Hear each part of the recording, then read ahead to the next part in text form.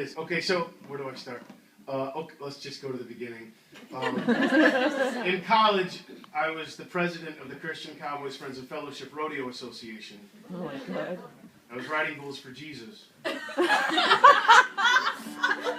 I know.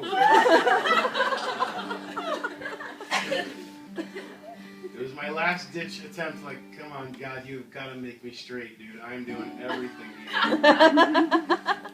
20 years in and still trying to make it happen on behalf of my family and all the homophobes around me, including myself. And somewhere along the way, and I was going to school in Huntsville, Texas at Sam Houston State University. I literally lived right next door to the prison system while George Bush Jr. was governor and killed 135 people, signed off on their deaths. Is the capital punishment state, and I lived next door, actually. And then I moved as far away as I could get when I graduated, and he became president by accident twice. I grew up with George. I did most of the growing. The point is, somewhere along the way, so the school was #1 in the country at the time in the U.S. for criminal justice, and #2 within itself for agriculture, meaning the whole damn thing was cops and cowboys. I know what you're thinking. Totally sexually frustrating.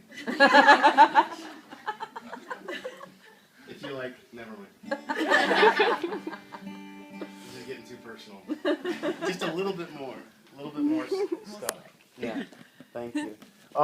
Anyhow, somewhere along the way, somewhere along the way, I just started following my heart more, despite the fact that I was going to be going to hell for it. And I started this open mic night at the Only Cool Coffee House in Huntsville, Texas. So I would show up, and I was the only one at first. There was like me and like 4 people came to watch, and it's still going to this day, actually. But I would show up, not unlike Phoebe from Friends. And I was really confident in my lyrics, but not so much in my guitar playing or singing, which is true to this day. And anyhow, and then I found out about Poetry Slam in '98. And I was so excited that there was this medium where I could perform my words and just rock out that away without having to torture people with my guitar playing or singing. And but I feel like risking it tonight. And this is the first slam poem I ever did. It was originally a song, and this is it in its original form. It's 18 years old. It's a little bit dated, and here it goes. I'm just gonna. All right. That boy sits on a log, eating pie, drinking fog, playing fetch with a dog that just won't run his way. His girl sits in a swing that don't sway, singing songs about history and wonders.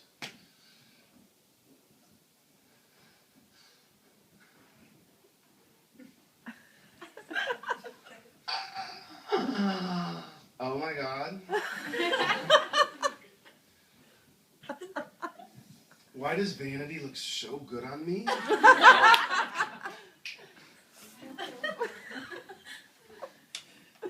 Mom and Pa, they're calling all, saying get on down to your doctor's mall. He's got a special on boobs and lips and butts and cake. Cousins on the cellular phone, calling more talk shows for the folks at home who've got opinions on solutions for the problems that ain't their own. Let's hear it for the upper class, killing Winnie the Pooh with the molds they cast in this clash of titans that no longer remains in check, 'cause Superman broke his neck.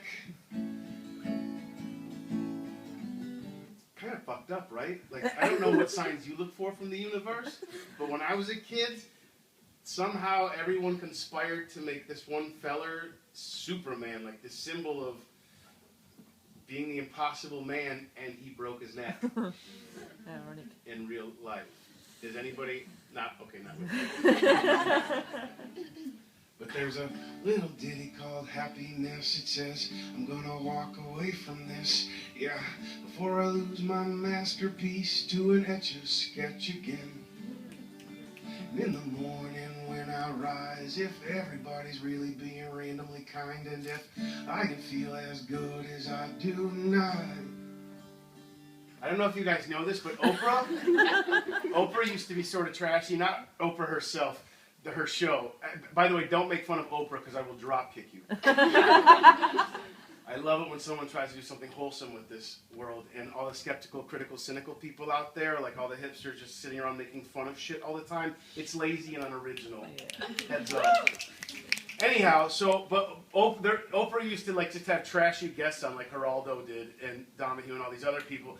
And anyhow, there was this point when she made this transition into this wholesome living lifestyle and was promoting that, and I thought it was awesome. And this is when I was still president of the Christian Cowboys, and I never heard of this concept called Random Acts of Kindness, which her show was about on this particular special, which is where the last line came from. And why am I telling you this? I guess at the end of the show, she listed all these ways, all these ideas, suggestions on how to be randomly kind, and one of them was to give your neighbor some dog treats for their dog. And I thought, easy enough, I can do that. That's a super sweet gesture. And I feel like I'm probably telling you this because I would like for us to all take something away from tonight, some sort of educational moment. And here it is. If your neighbors are on crystal methamphetamines and you bring them a bag of pig ears, they're going to freak out.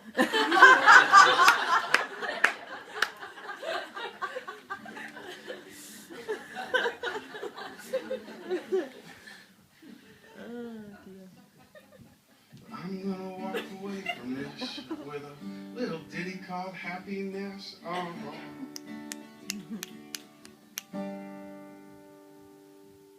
There's a slam to do tonight. I'm gonna stop right there and do my last one. Thank you very much.